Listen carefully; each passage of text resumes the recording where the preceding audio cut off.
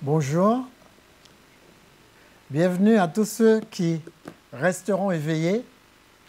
Nous allons vous parler de quelque chose qui peut endormir, puisque je vais parler d'arbres. Il y en a qui disent on n'est pas bûcheron, mais dans Lévitique 19, voilà ce que le texte dit. Il dit, à partir du verset 23, il dit « Quand vous serez entrés dans le pays que vous aurez planté toutes sortes d'arbres fruitiers, vous en regarderez les fruits comme incirconcis. Pendant 3 ans, ils seront pour vous incirconcis. On n'en mangera point. La 4e année, tous leurs fruits seront consacrés à l'Éternel au milieu des réjouissances. La 5e année, vous en mangerez les fruits et vous continuerez à les récolter. Je suis l'Éternel, votre Dieu. » Vous devez vous dire, mais de quoi est-ce que Lambert va parler quand il prend un passage comme ça? C'est très simple. Quand vous serez rentrés dans le pays, Dieu dit, plantez des arbres. Ne mangez pas les fruits la première année. Ne mangez pas les fruits la 2e année. C'est dur ça, hein? Certains diront, mais quel gaspillage. Surtout pour nous qui venons des îles. C'est-à-dire, la 3e année non plus, vous regarderez les fruits comme incirconcis. Vous n'en mangerez point. Il dit, mais la 4e année, tous les fruits seront consacrés à l'Éternel. Il dit, la 5e année seulement, vous en mangerez les fruits et vous continuerez à les récolter. Je suis l'Éternel, votre Dieu.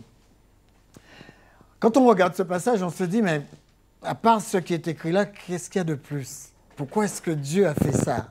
Pourquoi est-ce que Dieu dit aux gens de ne pas manger des fruits pendant 3 ans? Qu'est-ce qu'il veut nous enseigner? Pourquoi dit-il, amenez-moi les fruits la 4e année? Vous savez, ce moment est appelé chez les Juifs les prémices, c'est-à-dire l'année de récolte, l'année des premiers fruits. Alors on va essayer de voir ce que ça signifie. Le mot « etz », c'est le mot « arbre », il signifie arbre, bois, bâton, droiture, fermeté. Voilà, c'est une extension. Il signifie aussi un support ferme. Le mot arbre. Alors, quand on vous dit que, quand on parle d'un arbre, on parle de la droiture, on parle de la fermeté. Regardez le reste. Un mot qu'a donné le mot arbre, c'est le mot conseil. Arbre et conseil, le rapprochement, vous allez le voir tout à l'heure. Et ce mot qui est conseil signifie aussi avis, c'est exactement la même racine que le mot arbre. Il dit but, plan, devise, consulter, consultation, donner, déterminer, échanger, délibérer. Quand vous lisez ces mots, vous dites, je ne vois pas trop le rapprochement, pas vrai? Alors, je vais essayer de vous expliquer tout ça. Il faut aller dans Somme, chapitre 1, verset 1 à 3, pour trouver vraiment le rapprochement avec nous. Dieu dit, heureux l'homme qui ne marche pas selon le conseil des méchants, qui ne s'arrête pas. Quand vous marchez, vous devriez marcher en ligne droite. Vous ne devriez pas vous arrêter en compagnie de gens qui sont pécheurs et qui ne s'assoient pas en compagnie des moqueurs, mais qui trouvent son plaisir dans la loi de Dieu et qui la médite jour et nuit. Et voilà notre texte.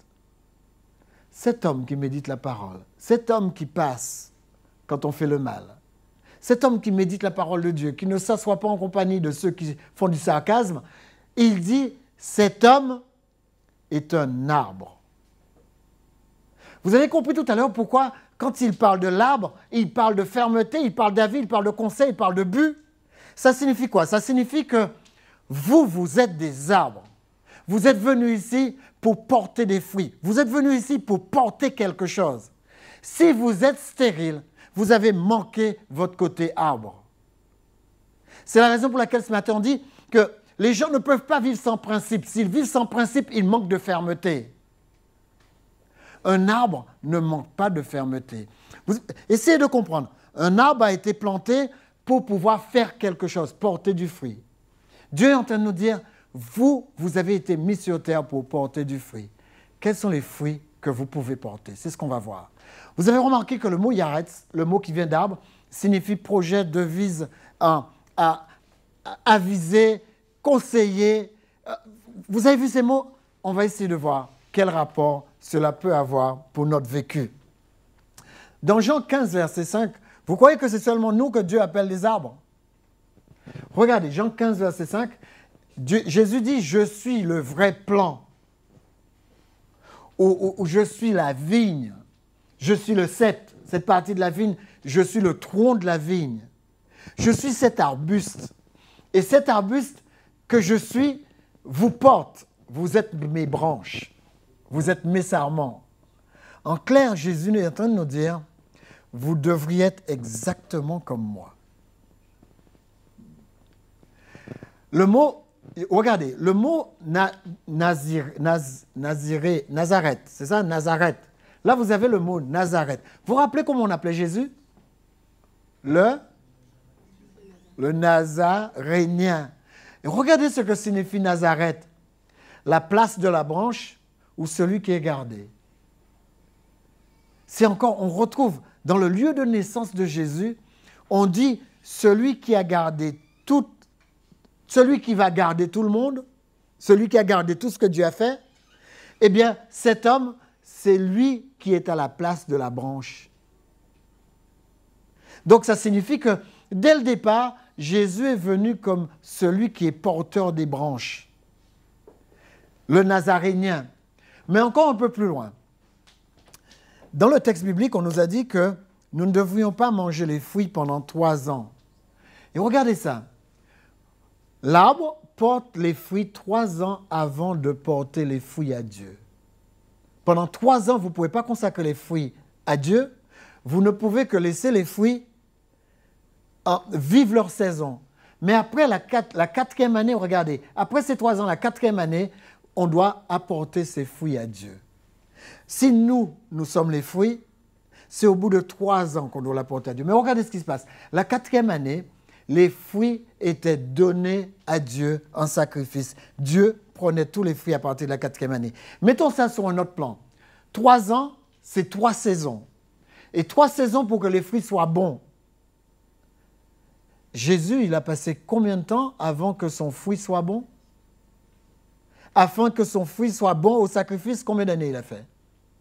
Il a commencé son ministère à quel âge? À 30 ans. Et il a fini à quel âge? À 33 ans. Donc Jésus a fait exactement la même chose. Il y avait 3 périodes dans sa vie. La première période de la vie du Christ, c'est là où la Bible dit qu'il a grandi en force, en grâce et en sagesse. Deuxième période, Jésus a grandi comme un adolescent. Il dit qu'il s'occupait des affaires de son père. Et 3e période de sa vie, il devient adulte et commence son ministère. Et c'est seulement au bout de la 4e période que Jésus va monter sur la croix.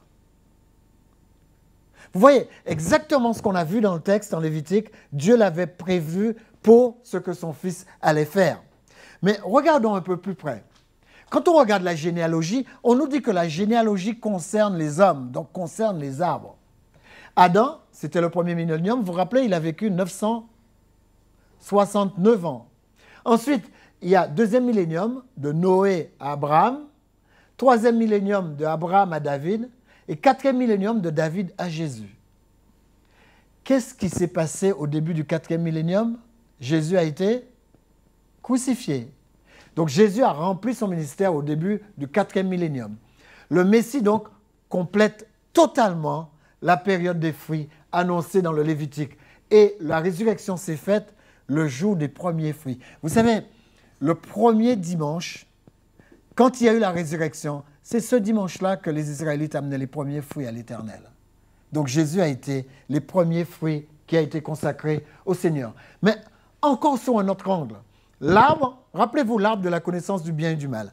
On est dans le jardin d'Éden, il y a un arbre qui s'appelle l'arbre de la connaissance du bien et du mal. Qu'est-ce qui s'est passé avec cet arbre? Vous vous rappelez pas? Ève est venue, elle s'est fait séduire par le serpent, et elle a désobéi, elle a pris le fruit de l'arbre. Mais rappelez-vous que l'arbre s'appelait l'arbre de la connaissance du bien et du mal. Quelques années plus tard, Jésus vient sur la croix, et Jésus va utiliser quoi? Encore un arbre, mais cette fois-ci, l'arbre est mort. Et Jésus utilise cet arbre. Qu'est-ce que cet arbre a à voir avec la connaissance du bien et du mal? Eh bien, les amis, réfléchissez. Qu'est-ce que Jésus a amené sur la croix? Nos péchés. Il a amené le mal. Donc, le mal est quand même sur la croix. Et qu'est-ce que Jésus a amené aussi avec la croix? Quand il a été sacrifié sur la croix, qu'est-ce que ça nous a apporté? Ça nous a apporté la vie éternelle. Donc, la croix est devenue, comme l'arbre qui était dans le jardin d'Éden, l'arbre de la connaissance du bien et du mal. La seule chose, c'est que l'arbre qui était en vie dans le jardin d'Éden nous a amené la mort avec la désobéissance. Et l'arbre qui était coupé de toute vie, à cause de la vie qui était posée dessous, va nous emmener la vie éternelle. Vous voyez le lien maintenant? Allons un peu plus loin. La croix, donc, qui était l'arbre du scandale, nous a amené la résurrection et la vie éternelle. Galates 5, verset 11. Mais juste pour ne pas vous ennuyer, je voudrais toucher encore une dernière chose avant d'entrer dans mon sujet. Si on touchait à l'arbre qui était en Éden, qu'est-ce qu'on avait? La mort. Quand on touche au calvaire, on a quoi? La vie. L'arbre était vivant en Éden, je disais, nous a apporté la mort, et l'arbre de la croix nous donnait donc la vie. Dans les 3 premières années, la Bible dit que les fruits étaient interdits. Et voilà le mot. Le mot, c'est « orla », interdit, incirconcis, et le mot signifie prépuce. Donc, il nous dit que les 3 premières années, c'était incirconcis, donc ça ne pouvait pas être présenté devant Dieu. Et la 4e année, cela devenait Kodesh, c'est-à-dire cela devenait saint. Reprenons Jésus. Pendant les 3 ans que Jésus a passé sur terre, tout était incirconcis, tout était impropre à présenter devant Dieu. Mais quand Jésus a commencé sa 4e année avec la croix, qu'est-ce qui s'est passé? Tout est devenu pur, saint. Et c'est la raison pour laquelle tous les étrangers qui étaient à Jérusalem étaient impurs devant Dieu. De toute manière, tous étaient souillés, tous étaient impurs. Et quand Jésus a été crucifié, le début de la 4e année, eh bien, vous ne voilà-t-il pas que tout est devenu saint? Et le texte de Romains nous encourage à une chose. Je voudrais vous parler de certaines caractéristiques de l'arbre. Je voudrais revenir à ça. Si vous êtes un arbre planté près d'un courant d'eau, ça signifie que vous êtes alimenté sans arrêt par Dieu lui-même. Et cette alimentation doit avoir du résultat. Est-ce que vous avez vu des arbres stériles? Où est-ce que vous voyez des arbres stériles dans la Bible? On a un cas. Le figuier. Il était stérile et qu'est-ce que Dieu a fait? Qu'est-ce que Jésus a fait? Jésus a maudit le figuier à cause de sa stérilité. Il y a une leçon à tirer de là. Dieu veut que vous soyez des arbres, Matthieu 16, 20, qui portent du fruit. Dieu veut que vous soyez des arbres qui sans arrêt portent du fruit. Si vous ne portez plus de fruits, vous êtes plus affilié à ce que vous êtes. Je vais vous donner un exemple. Dans la Bible, la rivière remplit son rôle si la rivière coule et que la rivière irrigue les terres. L'oiseau remplit son rôle si l'oiseau vole. Nous, les êtres humains, nous remplissons notre rôle si nous découvrons notre projet et si nous allons jusqu'au bout. En clair, nous remplissons notre rôle si Dieu peut nous utiliser. Nous remplissons notre rôle si nous pouvons le représenter. Nous remplissons notre rôle si nous pouvons avoir l'habilité de pouvoir trouver la raison pour laquelle Dieu nous a envoyés sur terre et de pouvoir accomplir ce qu'il a mis en nous. Les amis, nous sommes comme un arbre, nous devons de porter du fruit. Il n'y a pas de place pour des arbres stériles. Dieu a besoin de nous partout. Partout où vous êtes, vous pouvez représenter Dieu. Mais vous ne pouvez pas représenter Dieu si vous n'êtes pas actif. Alors, la question, on posait une question ce matin, on était en train, dans la voiture, de parler des prisonniers, et on disait que maintenant, les prisonniers sont des prisonniers très modernes. Ils sont parmi nous avec un bracelet au pied. Vous n'avez pas remarqué ça? Des fois, je marche dans la rue et je repère des personnes qui sont bien habillées et qui ont un bracelet. On perçoit le bracelet alors qu'ils marchent sous leur pantalon. Alors, ça signifie quoi pour nous? Ça signifie qu'on n'a pas besoin d'avoir des barreaux aujourd'hui pour être prisonnier. En clair, on se rend compte que ces prisonniers, ils sont prisonniers, Mais ils ont la possibilité d'ôter les barrières maintenant de la prison et de pouvoir faire quelque chose de leur vie, même s'ils sont prisonniers. Et c'est vrai que nous, on était en train de parler de la question, la personne qu'on a pris en exemple, parce que c'est une personne que je connais, on a dit, mais qu'est-ce qu'il a fait pendant son année en prison? Pendant son année en prison, il s'était contenté de faire que de la musculation. Une fois libéré, eh bien, cet état d'esprit s'était implanté et il continue à fonctionner en attendant sa libération. Mais une des personnes dans la voiture a dit, mais si cette personne, alors qu'il a le bracelet, alors qu'il n'a plus les barreaux aux fenêtres, alors qu'il est libre, si cette personne commençait à étudier pendant les 3 dernières années de bracelet qui lui restait, vous savez que cette personne pourrait passer de la prison à la défense comme avocat ou comme juge dans le même tribunal où on l'a condamné?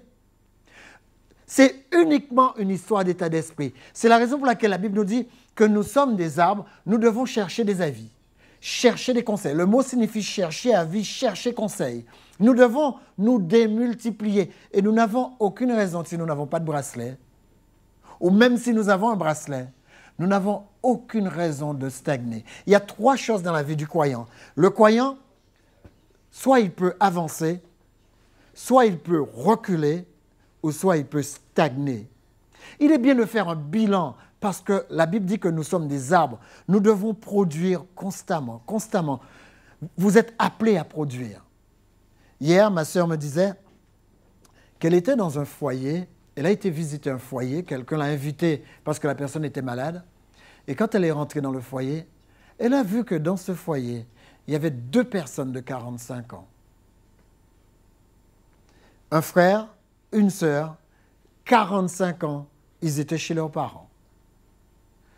45 ans, je ne sais pas si vous vous rendez compte. Ils ne travaillaient pas parce qu'ils refusaient de travailler. Les 2 étaient diplômés, ils avaient tous les 2 des masters. Je ne sais pas si vous vous rendez compte. Le nombre d'années. Alors, elle disait que la mère lui disait, si vous saviez combien d'argent ça nous a coûté de leur payer leur master. Et tous les 2 sont à la maison, ils ont développé une phobie. Et vous savez quelle est cette phobie? Ils ont peur d'être avec les autres personnes. Ils ont déclenché tous les 2 la peur d'être avec les autres. Alors du coup, ils sont sur le compte de papa et maman jusqu'à ce que papa et maman quittent la planète. Je ne sais pas si vous vous rendez compte de la stérilité.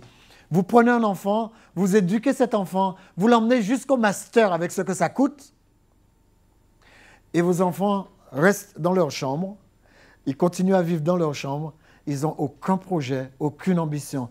Vous vous rappelez ce mot Yaetz?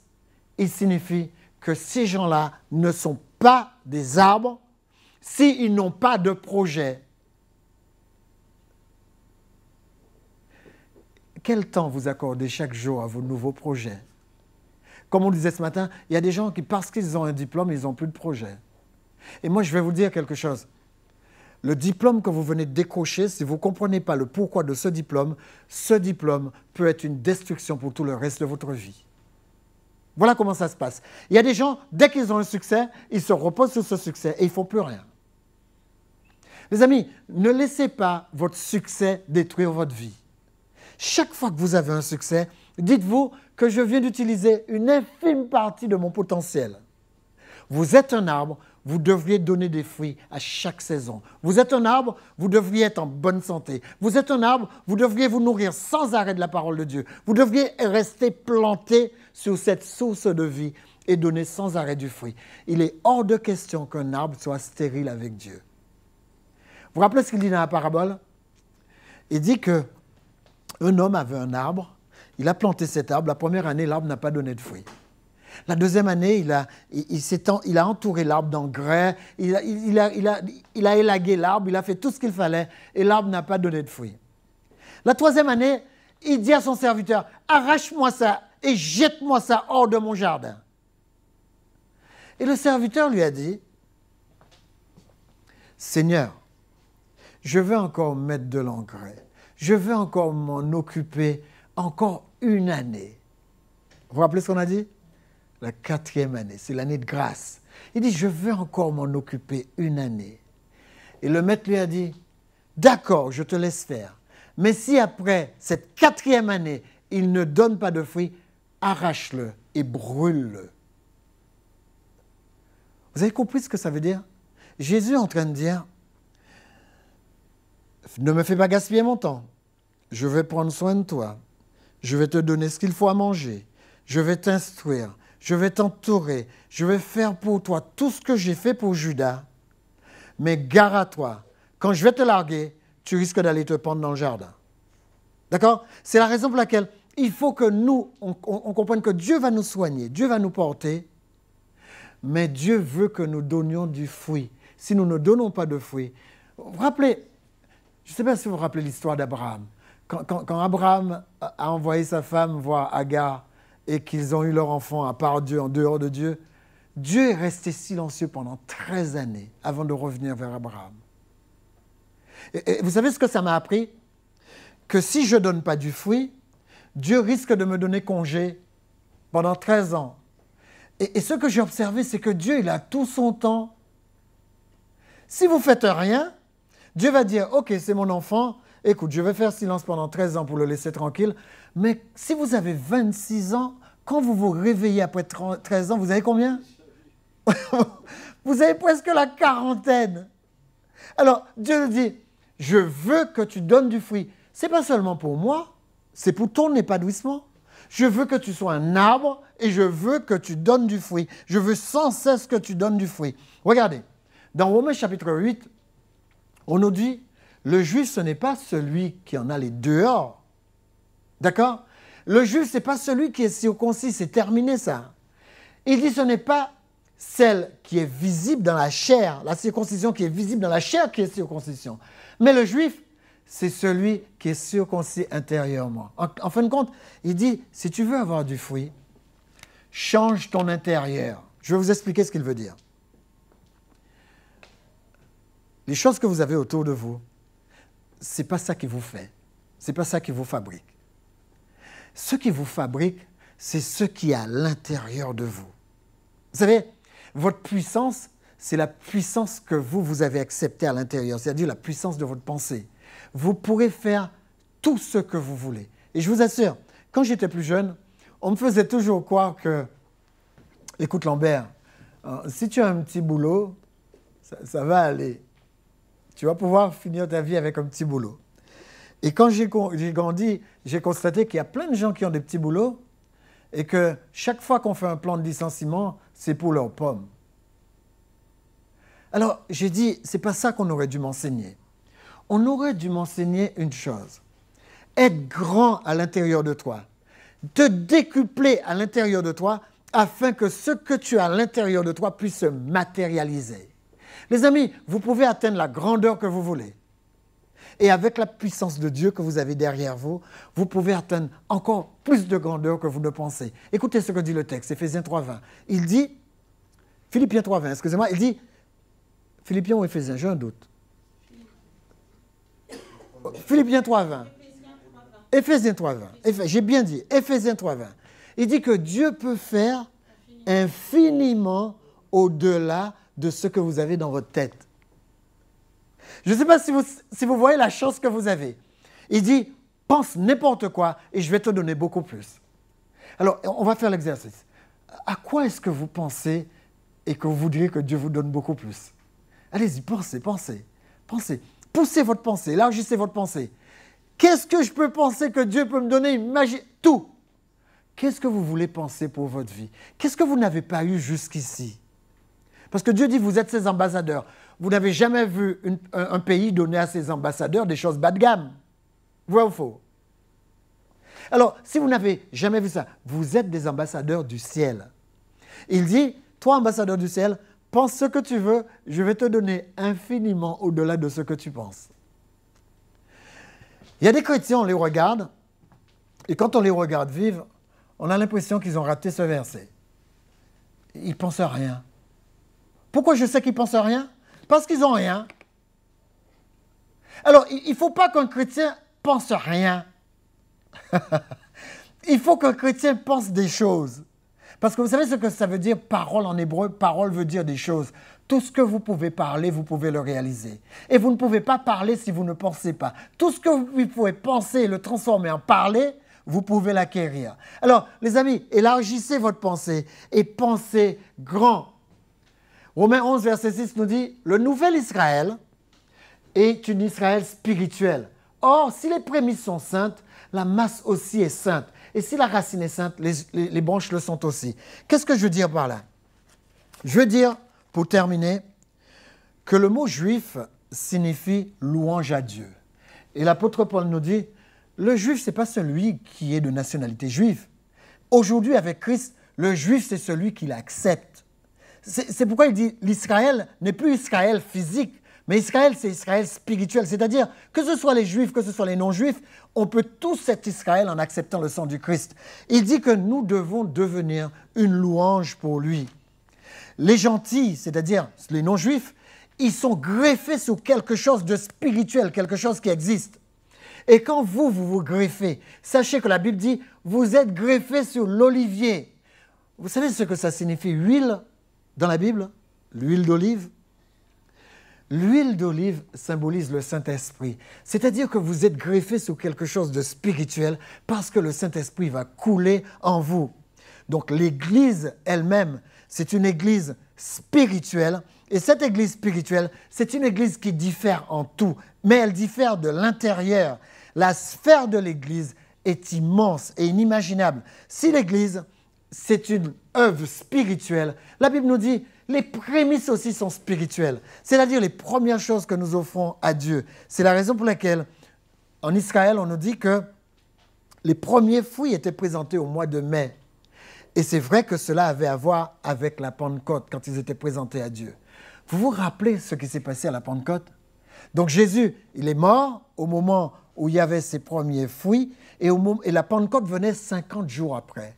Et 50 jours après, l'Église a été créée. Vous vous rappelez? Le Saint-Esprit est descendu sur chaque personne et l'Église a été créée. Ça s'est passé vers le mois de mai. Et à partir du mois de mai, puisqu'on y est tous dans le mois de mai, sachez que vous pouvez redessiner les choses, repartir avec la puissance de l'Esprit, repartir avec la Pentecôte. Comment faire? C'est simple. Il suffit d'inviter Dieu à venir dans votre cœur. Nous, on va essayer de le faire ensemble. Si vous invitez Dieu à venir dans votre cœur, je vous assure que vous pouvez repartir dans une Pentecôte avec la puissance de l'Esprit. Sachez en tout cas que vous ne serez plus jamais seul. Quand vous faites votre projet, ne faites pas des projets aussi petits que vous, faites des projets qui sont plus grands que vous. Parce que Dieu et vous, vous êtes la majorité. On va le faire ensemble. Éternel notre Père Céleste, nous voilà devant toi. Tu as parlé de nous et tu as dit que nous sommes des arbres. Nous sommes des arbres plantés près d'un courant d'eau et c'est toi le courant d'eau. Nous voulons que tu nous alimentes, que tu nous permettes, Éternel, de pouvoir nous remplir de toi. Car avec toutes ces symboliques, parfois nous sommes perdus. Mais s'il y a une chose que nous retenons, c'est que nous avons la capacité de renouveler ta puissance en nous. Aussi, nous te demandons, pour chaque personne dans cette salle, de descendre sur eux, de remplir leur cœur de ta puissance, de remplir leurs pensées de ta parole et de remplir, Éternel, leur vie de fruits, de résultats, de projets, de buts, d'objectifs et de permettre, Éternel, que nous puissions vivre la vie que tu as dessinée pour chacun de nous. Éternel, nous nous reposons sur toi, nous avons confiance dans ta parole. Aussi, nous te remercions de ce que tu as fabriqué cela en nous et de ce que tu nous as dit ce matin, que nous sommes capables de faire tout ce que les hommes appellent impossible. Donne-nous de nous centrer sur ta parole et de croire plus à ta parole qu'à nos capacités. Pose ton extraordinaire sur notre ordinaire, pose tes capacités sur nos capacités et donne-nous, Éternel, de vivre la vie pour laquelle tu nous as créés. Ne nous permets plus de végéter. Ne nous permets plus, Éternel, de compter nos sous à la fin du mois. Plus jamais. Donne-nous de pouvoir nous organiser, de manager, de gérer comme toi tu aurais géré. Et porte-nous dans les sphères que tu as préparées pour nous. Au nom de Jésus et pour ta gloire. Amen.